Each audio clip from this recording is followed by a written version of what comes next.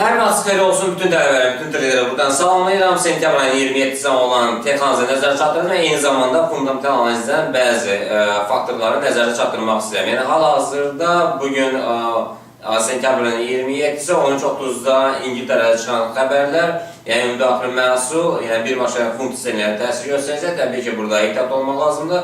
Biz cədvələ nəzər salsaq, burada əvvəlki göstərici mənfi 0.5% proqnozda eyni ilə qalır. Sadəcə olaraq bu proqnoz hər dəfə özünü doğrultmur, yəni ki, faktiki göstəriciyə diqqət yetirmək lazımdır.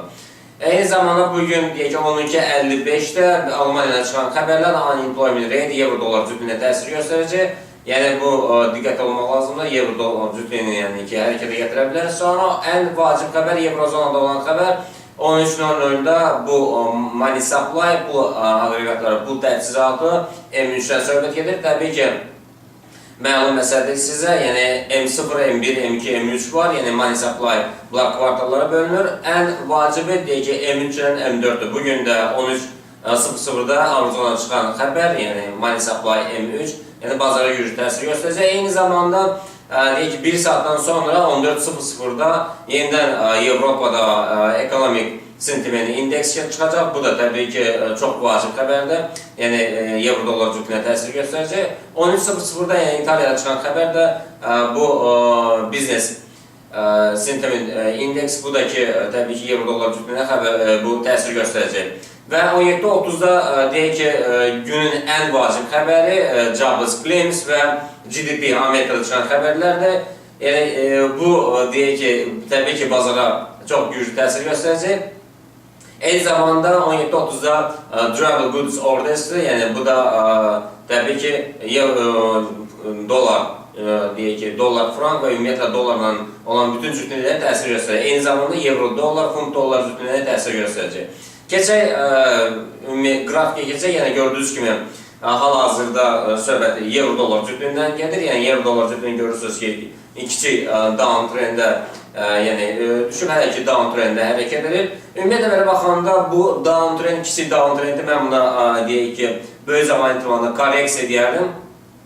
Yəni, ümumiyyətlə əgər deyək bugün 4 gün ərzində, həftənin 4 gün ərzində aşağı düşübsə, yəni bugün də aşağı düşərsə, cümə günü yerli saatdan saat 17-18:00-dan sonra bayağı siqnal ola bilər. Hələ ki, deyək ki, bugünkü ABAV-ya baxanda, yəni dinamika təbii ki, aşağı olsa da, ümumi tendensiya gördüyünüz kimi yuxarı doğru hərəkət edilməkdir və downtrendin yuxarı rezistans xəttinə, yəni müqamət xəttinə toxunacaq. Yəni, toxunmaqsa bildiyiniz kimi bir neçə səfər toxunma əks istiqamətli gəlir. Yəni, bugün 4 saatlı zaman intervalında biz görürük ki, qiymət yuxarı rezistans xəttinə yaxınlaşır və yeni ilə İçimokunun akumunun aşağı sərhədinə yaxınlaşa bilər.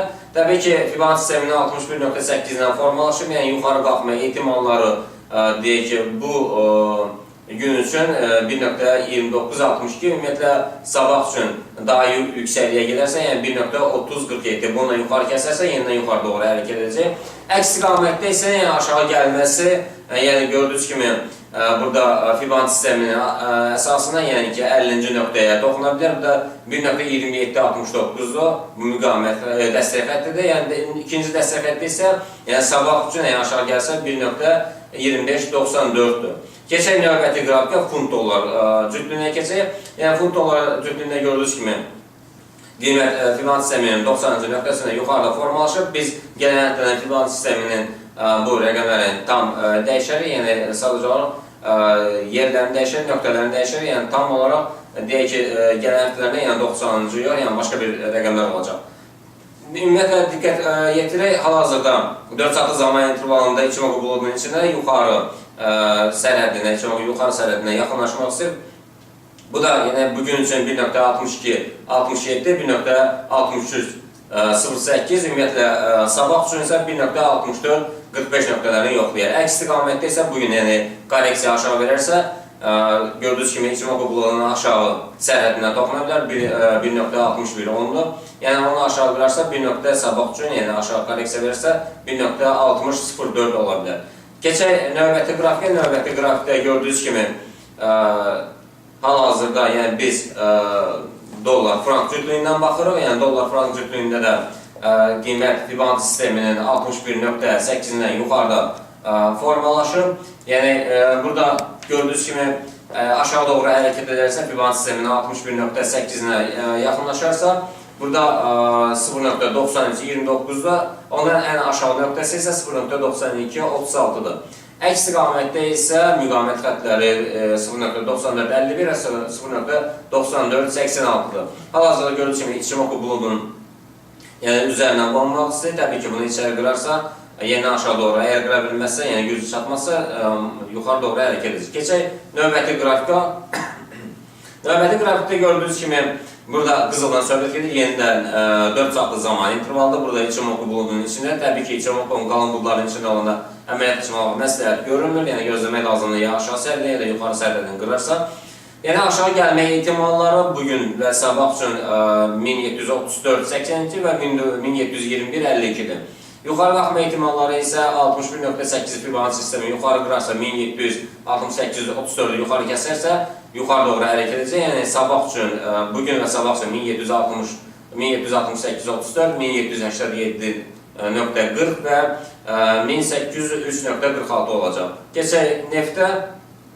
Yəni neftə gördüyünüz kimi 4 saatlı zaman intervalının söhbət gedir. Yəni burada efsaması ilə qədər diqqətlə fikir versək, yaşıl çöplərin formalaşması onu göstərir ki, yəni neftin bugün yuxarı doğru hərəkəti ola bilər. Yəni yuxarı doğru hərəkətlərin müqavimət xətləri bugün və sabah üçün 92.77, 93.76 və 95.20-dir. Yəni ümumi tendensiyaya baxsa, əgər yuxarı qalxarsa, Ichimoku'nun dan kumunun aşağı sərhəddindən toxuna bilər.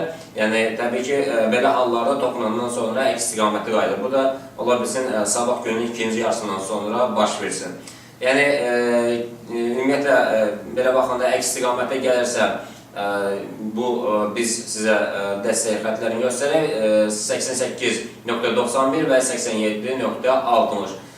Keçək yenə euro-dollar cütlüyündə. Yenə euro-dollar cütlüyündə gördüyünüz kimi burada stokastiklə və moving average-in sintezindən söhbət gedir.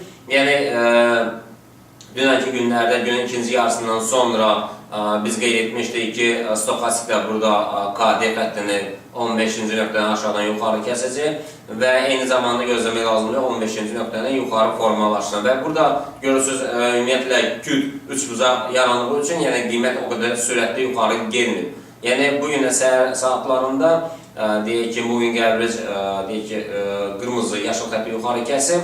Yəni burada deyək ki, buy əməkləmə siqnal olub. Burada hal-hazırda deyək ki, bir balaca deyək ki, küt siqnal olduğu üçün bazar ləng hərəkət edir. Əgər 4 saatlı zaman intervalına baxsaq, burada ikinci növbəti qrafikə nəzər salaq. Gördüyünüz kimi burada növbəti qrafikdə 4 saatlı zaman intervalında deyək ki, KD xəttini hazırlaşır 15-dən axışlardan yuxarı kəssin və deyək ki, 15-dən yuxarı gelir, gözləmək lazımdır ki, qırmızı xətt, yəni D xətti də formalaşır və burada iti bucaq yarana bilər və bugün eyni zamanda moving average deyək ki, qırmızı, yaşıl xətti yuxarı kəsirsə, deməli bunlar üst-üstə düşəcək, yəni gözləmək lazımdır. Ən azından bir neçə saatdan sonra bu baş verəcək, yəni güclü buy əməliyyatlarından siqnal ola bilər. Diqqətinizə görə çox sağ olun.